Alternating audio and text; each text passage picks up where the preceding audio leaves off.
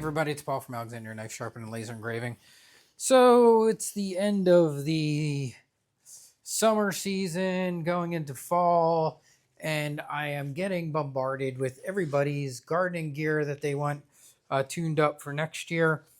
As you guys know, it's probably my least favorite thing to do, but I do it as a kind of a courtesy to my customers because almost everybody that brings in gardening gear brings in knives. It's just tough when you get bombarded with them. But it's given me the opportunity to do a couple cool things today. So this is a pair of Anvil Loppers. Another ones that are not one of my favorites. But we're going to sharpen this Anvil blade right here. And I'll point out a couple of really important things to you. So it's really crucial that this blade edge remains very, very straight when you're talking Anvil pruners or loppers. It has to be straight. So this has a little chip down here in the end, and it's tiny, but it's enough that it's affecting the cutting of edge of this. And these get sharpened equally on both sides. So keep in mind, it's only got the little flat anvil piece, and sometimes there's a slight groove in there, you'll see, for this to go into, and that's where it's going to cut. So you really want to make sure you keep this even and straight so that you get that nice cut. And the other thing is a lot of times the anvil needs to be adjusted. And I'll show you that here in a second when I put these back together. But right now I am just going to quickly kind of sharpen this over on my Tormek. So I'll spin you around so you can see. It's nothing really super scientific going on here to sharpen these. They're fairly simple. You just want a nice even edge on both sides, nice and sharp. I usually don't bother even like setting it. I just take a nice Sharpie marker, go across it, and I use the Sharpie method on this. Now I am going to jump to my other side. This is my 200 grit, I believe, over here today, which is perfect for these.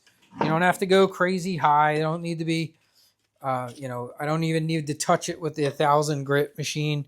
The first part is really just making sure that I have the right angle set here. And that actually looks pretty good. So I did just the Sharpie trick there, and I'm a tiny bit lower than the original one, which is fine because I do want to remove a good bit of metal here because of that chip in the front. So that's 7. I'm just going to flip over to the other side.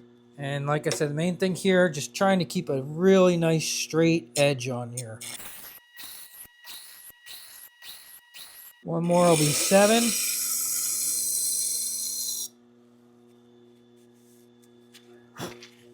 And I still got a couple chips, so I'm going to go a little bit more on each side.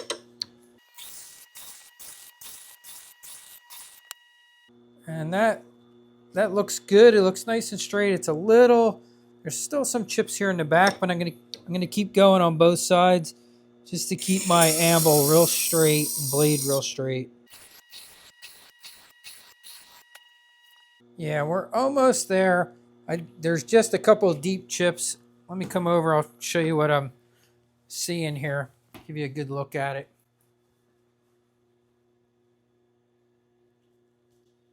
So you can see, if you look right here at the back, my camera would focus, there's a couple little chips back there. This iPhone definitely struggles sometimes with close-up shots.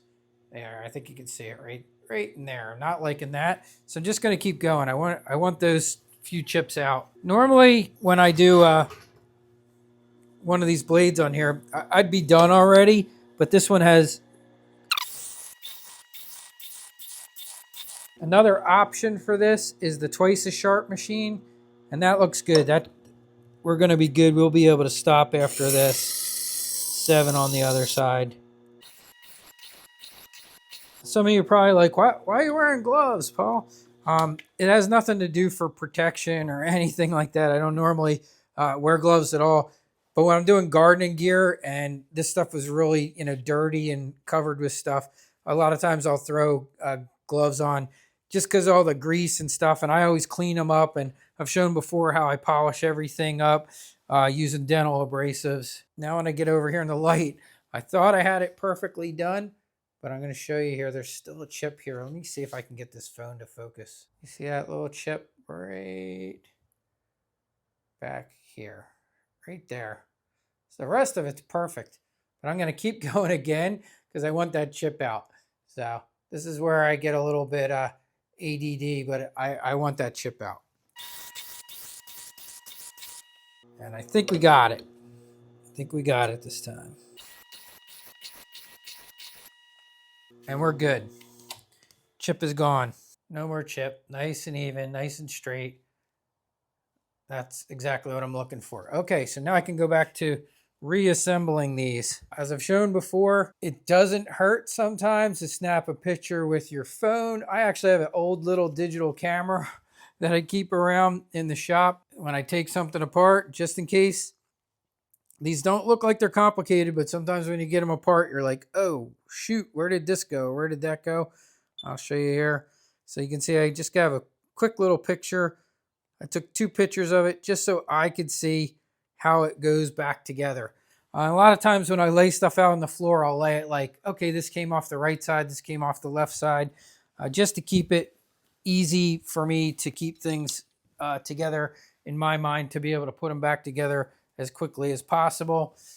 One thing I like to do is I clean off the old grease. I've been using lately a lubricant that I use for firearms. This is great stuff.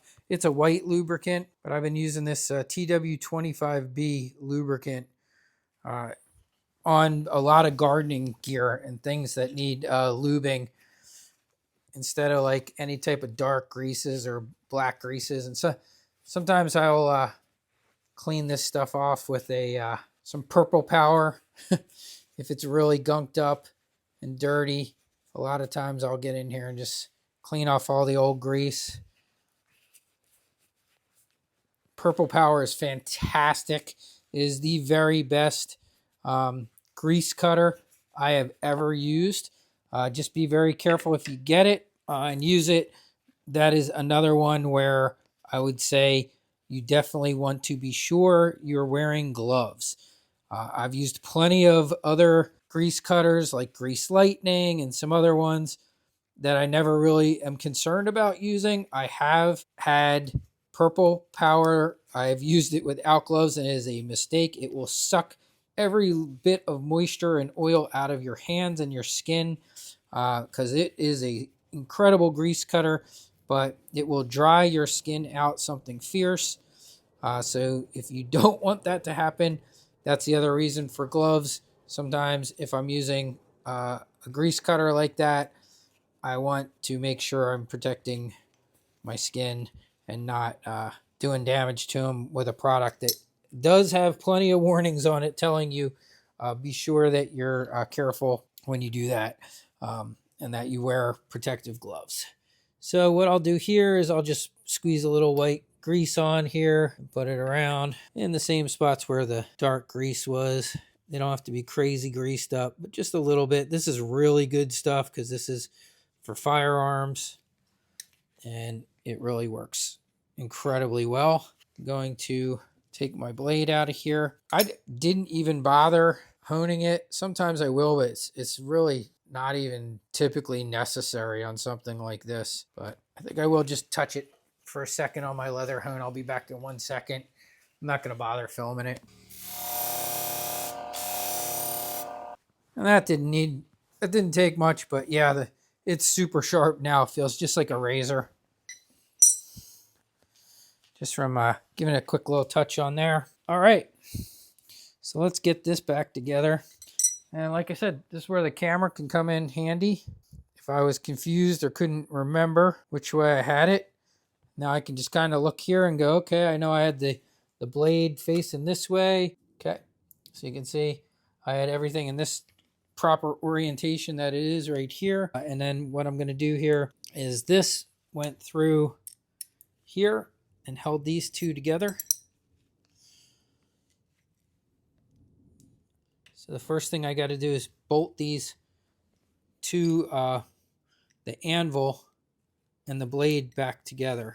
And I just noticed I have it wrong. And this is important. The other reason why I take a picture, okay? I noticed it wasn't lining up is because I put it on this side. And that's why there's just little tiny details you might be like, I thought I remembered how I put this together. And a picture will save you a lot of grief. Just taking that little bit of extra time to grab a picture. The reason I charge more for gardening gear and stuff, so I charge $17 to do a pair of loppers and hedgers. And this is why, because you got to take you got to take things apart, and it's time consuming. And as opposed to, in the amount of time I could do a lopper, it might take me, I could probably do 3 knives in the amount of time that this lopper might take me. I just noticed one of the reasons why this was really cutting poorly. Their anvil, you can see it's sliding all over this. I noticed it was loose earlier, but I didn't realize there was no nut there. And that's why. So you can see like that's not touching. So you slide this anvil into place to where it's touching that whole blade, but then you lock it in. So this is a fairly simple principle. We have our main nut goes through the bottom. This goes on the top. And then each one of these pin goes into these pins there. So it's sometimes a little bit easier to kind of visualize it. And these are opposite of each other. So you have one on the top and one on the bottom. Just like that.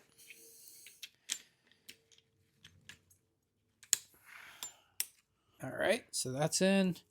Yeah, we're good. So then I just got to put my lock washer in. Tighten these completely down. So I'm going to use a ratchet. This outside nut was pretty big. I'm just going to hold that up there. And a regular wrench on this side. And these are the thread lock nuts that have like kind of like a plastic